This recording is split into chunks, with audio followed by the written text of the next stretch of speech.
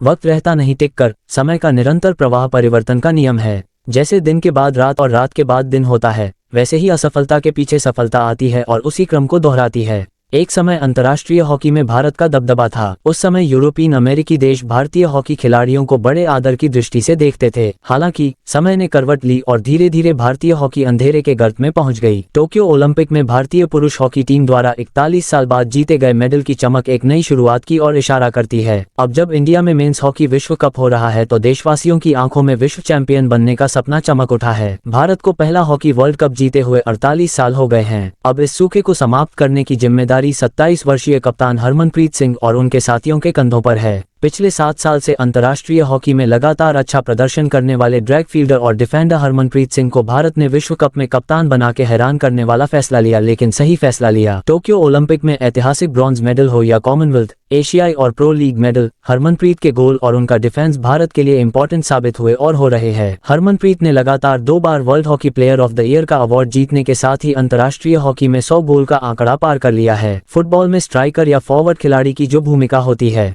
वैसी ही हॉकी में drag field की होती है।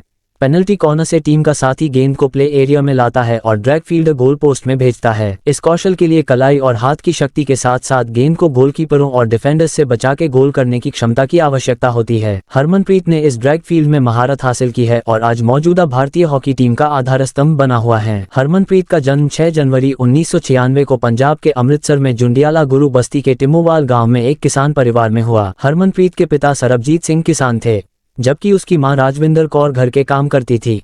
सरबजीत एक अच्छे किसान थे और उनके पास अच्छी खासी जमीन भी थी। हरमनप्रीत और उसका बड़ा भाई कोमलप्रीत ट्रैक्टर में अपने पिता के साथ खेत पर जाते थे और दिन भर खेत में काम करते थे। नन्हे हरमनप्रीत को ट्रैक्टर की तरफ बहुत आकर्षण था। वो ट्रैक्टर के बड़े बड़े पहियों को बड़े ध्यान से देखता था और सोचता था कि मैं बड़ा होकर ट्रैक्टर वैसे ही चलाऊंगा जैसे उसके पिता चलाते हैं। इसी बीच उसकी नज़र ट्रैक्टर के गियर पर पड़ी।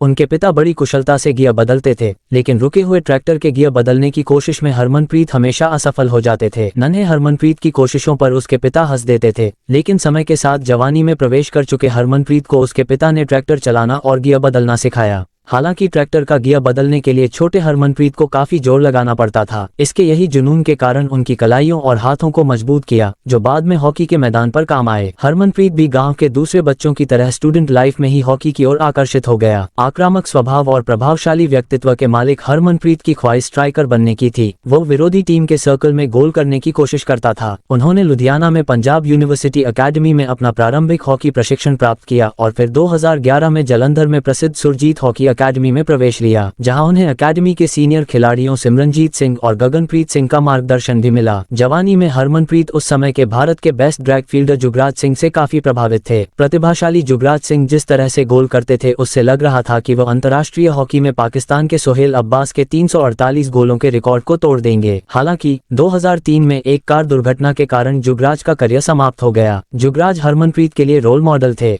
हरमनप्रीत के खेल में निखार लाने में जुगराज ने अहम भूमिका निभाई। जोश, जुनून और हुनर के दम पर हरमनप्रीत को 2011 में पहली बार भारत की जूनियर हॉकी टीम में जगह मिली। इसके बाद हरमनप्रीत ने 2014 में खेले गए सुल्तान जोहर कप में 6 मैचों में 9 गोल कर भारत को चैंपियन बनाया। 19 साल की उम्र में उन्होंने भारतीय सीनियर हॉकी टीम में जगह बनाई। हालांकि 2016 में जब वह 20 साल के हुए तो उनके करियर ने वास्तव में उड़ान भरी, जहां उन्होंने सुल्तान अजलान शाह कप में भारत को रनर अप बनाया। साथ ही हॉकी वर्ल्ड कप के बाद अगले प्रीमियर टूर्नामेंट में भी भारत ने इतिहास में पहली बार चैंपियंस ट्रॉफी के फाइनल में प्रवेश किया। हालांकि ऑस्ट्रेलिया से हारकर भारत ने सिल्वर मेडल जीता, जो चैंपियंस ट्रॉफी के इतिहास में भारत का पहला मेडल भी था। उन्हें रियो ओलंपिक के लिए टीम में मौका भी मिला था, लेकिन कोई खास प्रभाव नहीं छोड़ सके और उन्हें टीम से बाहर कर दिया गया था। उसके बाद हरमनप्रीत ने 2016 में फिर से चयनकर्ताओं का ध्यान खींचा जब भारत ने जूनियर हॉकी विश्व कप जीता। फिर 2017 में उन्होंने 7 गोल किए और एशिया कप में भारत को तीसरी बार चैंपियन बनाया। एशिया कप के सेमीफाइनल में पाकिस्तान के खिलाफ उनका गोल शानदार था और वह टूर्नामेंट में सबसे ज्यादा गोल करने वाले खिलाड़ी मलेशिया के फैसल सेरी के साथ बराबरी पर थे। भारतीय हॉकी टीम के एक्सपर्ट ड्रैग फील्डर के रूप में अपनी स्थिति मजबूत करने वाले हरमनप्रीत ने अपनी सफलता के सिलसिले को आगे बढ़ाया। हरमनप्रीत 2018 में अपने करियर के पीक पर पहुंचे थे, जहां उन्होंने जबरदस्त प्रदर्शन करते हुए भारत को एशियन चैंपियंस ट्रॉफी में गोल्ड मेडल, चैंपियंस ट्रॉफी में सिल्वर मेडल और एशियन गेम्स में ब्रॉन्ज मेडल दिलाया। कोरोना के कारण एक साल लेट हुए टोक्यो ओलंपिक में हरमनप्रीत के ड्रैग प्रदर्शन ने भारत को 41 साल बाद मेडल दिलाया। भारत का ये ब्रॉन्ज मेडल आखिरी बार 1980 में भारतीय मेंस हॉकी टीम ने ओलंपिक में गोल्ड जीतने के बाद ये पहला मेडल था। इस सफलता के साथ हरमनप्रीत ने भारतीय हॉकी इतिहास में एक प्रमुख स्थान अर्जित किया है। अब ओलंपिक मेडल की उपलब्धि ने हरमनप्रीत की प्रतिभा को वैश्विक पहचान दिला दी है। उन्होंने इस वर्ष इंटरनेशनल हॉकी फेडरेशन के hockey player of the year का पुरस्कार भी जीता, जो इतिहास में पहली बार किसी भारतीय खिलाड़ी को मिला था। हरमनप्रीत के प्रभावी प्रदर्शन की बदौलत भारत ने प्रो हॉकी लीग में ब्रॉन्ज मेडल जीता और उन्हें लगातार दूसरे वर्ष दुनिया का सर्वश्रेष्ठ खिलाड़ी घोषित किया गया। अब जब घर में हॉकी वर्ल्ड कप हो रहा है तो हरमनप्रीत ने भारत को सफलता दिलाने का बीड़ा उठाया है। 1975 में अपनी गोल्डन सफलता के बाद से भारत ने हॉकी विश्व कप में एक भी मेडल नहीं जीता है।